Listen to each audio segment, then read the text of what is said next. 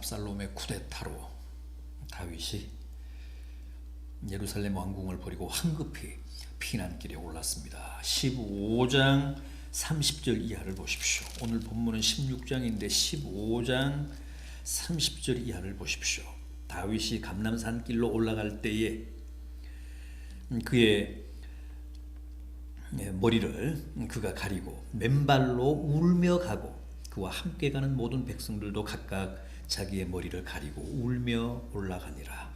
어떤 사람이 다윗에게 알리되 압살롬과 함께 모반한 자들 가운데 아히도벨이 있나이다 하니 다윗이 이르되 여호와여 원하옵건대 아히도벨의 모략을 어리석게 하옵소서 하니라. 아들인 압살롬의 반역도 그렇습니다마는 다윗에게는 그건 못지않게 치명적이었던 게 바로 이 아히도벨의 배신이었습니다. 아히도벨의 반역은 다윗 왕에게는 정말 뼈아픈 일격이었습니다. 아히도벨은 다윗이 가장 믿고 함께 국정을 농했던 신하고 나라를 경영하는데 여러 가지 자문을 구했던 삼국지에 나오는 제갈공명 같은 그런 존재였습니다. 아히도벨의 모략은 주변 국가들이 벌벌 떨 정도였습니다. 그만큼 탁월했습니다. 다윗이 백전백승이라고 했는데 아히도벨 같은 뛰어난 참모, 뛰어난 지략가가 있었기 때문에 가능했습니다. 그러나 아히도벨은 너무도 인간적이었고 그의 모략이나 지략도 다 인간적인 계산과 판단에 의한 것이었습니다. 압살롬이 쿠데타를 일으키자 아히도벨이 판단한 겁니다. 이제 늙은 다윗의 시대는 끝났고 젊고 유능하고 잘생긴 야심가 압살롬의 시대가 도래했다. 그렇게 본 겁니다. 그렇게 믿었던 겁니다. 그래서 주저하지 않고 미련 갖지 않고 다윗을 버리고 압살롬에게로 갔습니다.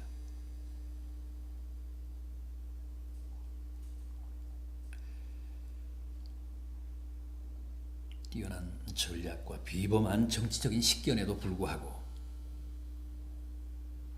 아히도벨은 하나님에 대한 믿음이 없었습니다. 인격도 영 엉망이었습니다. 인성이 제로였습니다. 아히도벨이 압살롬의 그 반란에 가담해서 제일 먼저 조언한 게 뭡니까?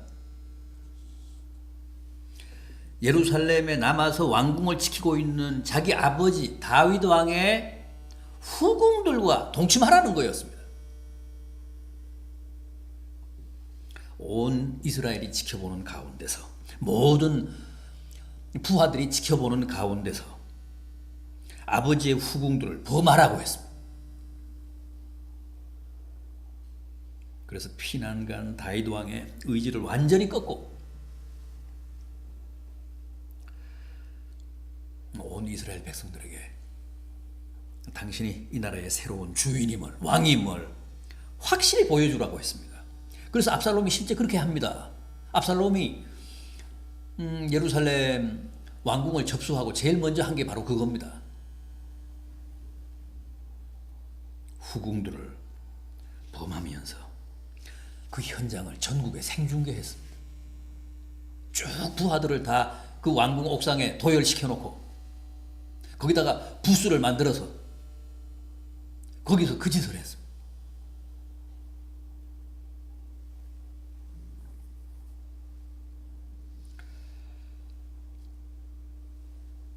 그러나 아히도벨은 다윗을 붙잡으려는 자신의 계략이 수포로 돌아가자 그만 고향으로 내려가서 자살합니다. 그게 아히도벨의 최후였습니다.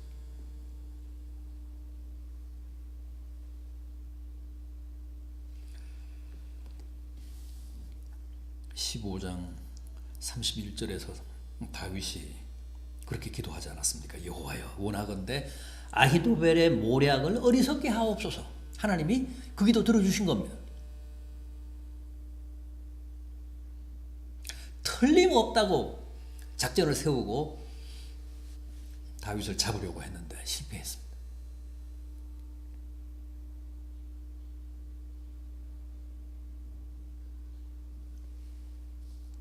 그런데 오늘 본문 1절 이하를 보면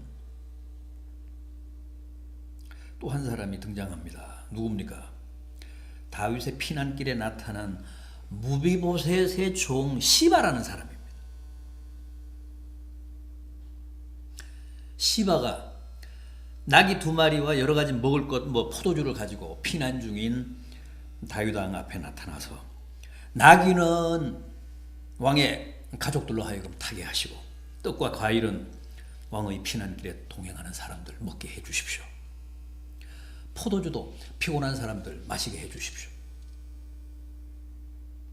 그러자 다윗이 묻습니다. 내 주인은 어디 갔느냐? 무비보셋은 어디 갔느냐? 시바가 뭐라고 합니까?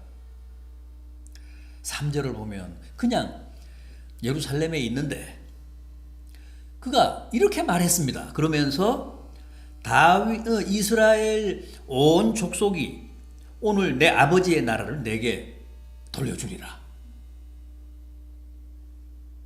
무비보셋이 예루살렘에 그냥 남아있으면서 그렇게 얘기했다는 거예요. 무비보셋이 누구죠? 요나단의 아들 아닙니까?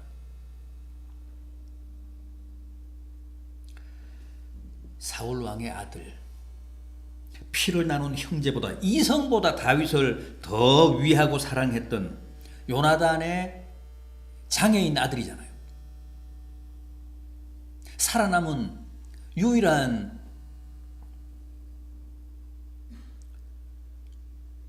요나단의 아들입니다. 다윗이 왕이 된 후에, 그 왕좌에 오른 후에 전국을 이잡듯이 해서 찾아낸 다음에 전에 사울 왕의 소유였던 땅을 다 돌려주잖아요. 그 장애인 무비보셋에게 다 돌려줍니다. 그리고 이 왕궁에서 살면서 왕자들과 함께 왕의 식탁에서 먹어라, 식사해라. 그런 것까지도 보장을 해줍니다. 요나단을 생각해서, 요나단의 우정을 생각해서, 요나단이 자기에게 쏟아 부었던 사랑을 생각해서 그렇게 보답한 겁니다. 그런데 이제 세상이 바뀌는 것 같으니까 그 무비보셋이 변절을 해서 다윗 왕의 피난길에 함께 가기는커녕 오히려 이스라엘 족속이 내 아버지의 나라 사울 왕의 나라를 이제 그 후손인 내게 돌려주려 한다며 예루살렘에 그대로 남아있다는 거예요. 순간 다윗도 굉장한 배신감을 느낍니다. 비애감을 느낍니다. 그래서 뭐라고 합니까? 오늘 본문 4절을 보십시오. 왕이 시바에게 이르되 무비보셋에게 있는 것이 다 내 것이니라. 무비보셋에게 돌려준 사울 왕의 재산이, 땅이 다 이제는 내 것이다. 시바의 것이다.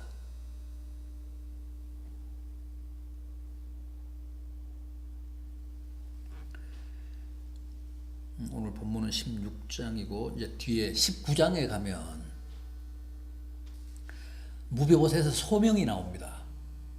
무비보셋의 변명이 나옵니다. 이제 그 해명이 나옵니다. 그때 왜 예루살렘에 있었느냐? 다윗이 예루살렘 성으로 복귀해서 왕궁으로 복귀해서 이제 그렇게 묻습니다.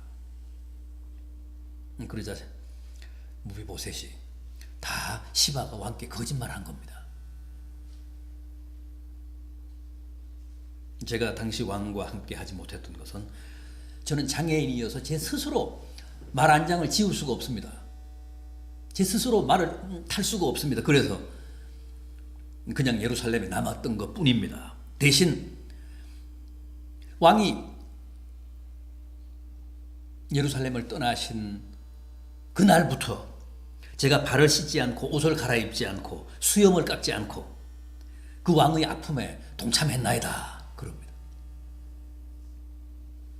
다윗 왕도 그때 막 헷갈려 있었어요. 이게 누구 말이 참말인지 누구 말이 진실인지 어디까지가 거짓인지. 그래서 결국은 시바에게 그 재산, 그 땅을 반반 서로 나누어라 그럽니다. 다 시바에게 줬다가 또 무비보셋이 그렇게 변명을 하니까, 그렇게 해명을 하니까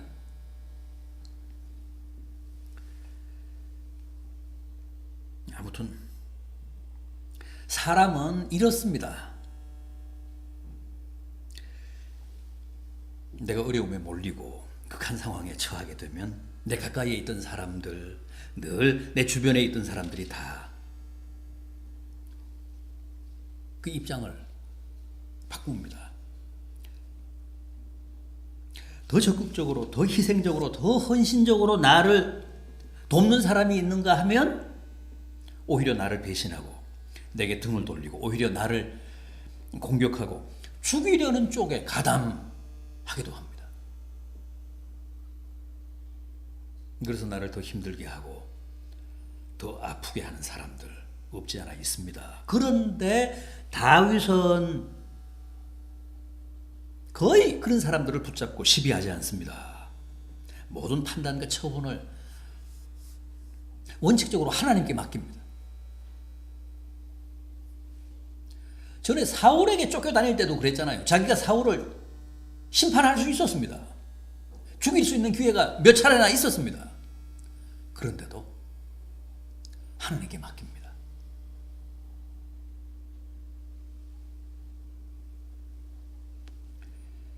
오늘 본문 5절 이하를 보십시오. 또 누가 나옵니까? 시므이라는 사람 나오잖아요. 사울 왕의 친족이 등장을 하는데 그 이름이 시므이입니다. 대단합니다. 다윗과 그 일행을 뒤따라오면서 온갖 욕설을 다 합니다. 온갖 저주를 다 퍼붓습니다. 심지어는 돌까지 던집니다. 그러면서 피를 흘린 자여, 사악한 자여, 꺼지라.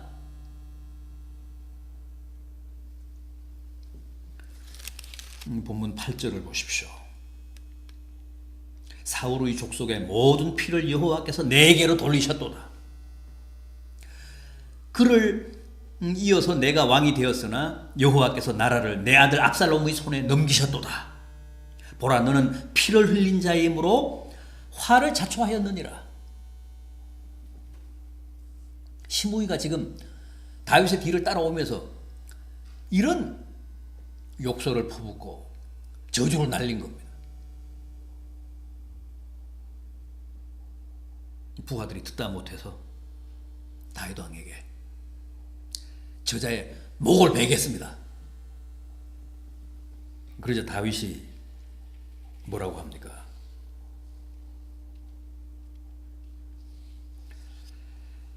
여호와께서 지금 저자로 하여금 나를 책망하시고 나를 저주하게 하신 것이다.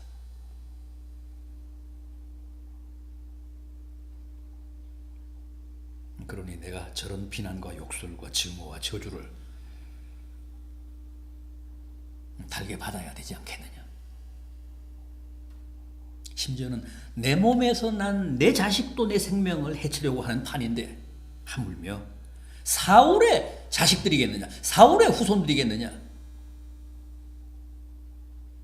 그래서 보복하지 말라고 그랬습니다. 목을 치지 못하게 했습니다.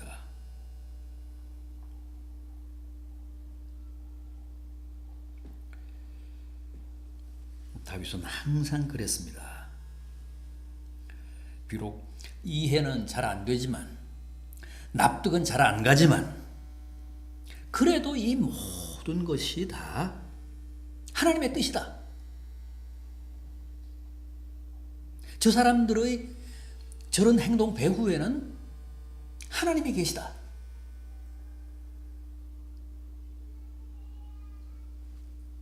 자기를 저주하면서 자기를 향해 돌을 던지는 사람에 대해서도 다윗은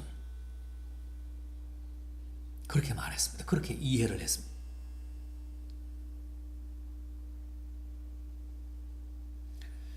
그러면서 하나님이 들으시고 또 하나님이 친히 보시고 판단하시고 처리해 주시기만을 기도했을 뿐입니다. 그래서 보복하지 못하게 한 겁니다. 보복하겠다는 부하들의 제안에 동의하지 않았습니다. 여러분, 그게 어떤 것이든 정당한 것이든 억울한 것이든 우리의 삶에 우리의 신변에 일어나는 크고 작은 일은 다 하나님의 뜻입니다. 그 배후에 하나님의 섭리가 있습니다. 다 역사의 주인이신 하나님이 연출하신 겁니다. 그래서 우리도 사실은 다윗처럼 그렇게 믿고 기도해야 합니다. 하나님이 판단해 주십시오. 하나님이 심판해 주십시오. 하나님께 이 모든 것의 처분을 맡깁니다. 내가 직접 나서서 판단하고 심판하고 응징할 게 아니라 하나님이 처분해 주시기를 기도하는 게 옳고 맞다는 겁니다. 다윗은 그 최악의 상황에서도 모든 것을 오로지 하나님께 맡기고 하나님께 사태 수습을 의뢰했습니다. 그랬기 때문에 울며 피난길에 나섰던 예루살렘으로 다시 오래지 않아 복귀할 수 있었습니다.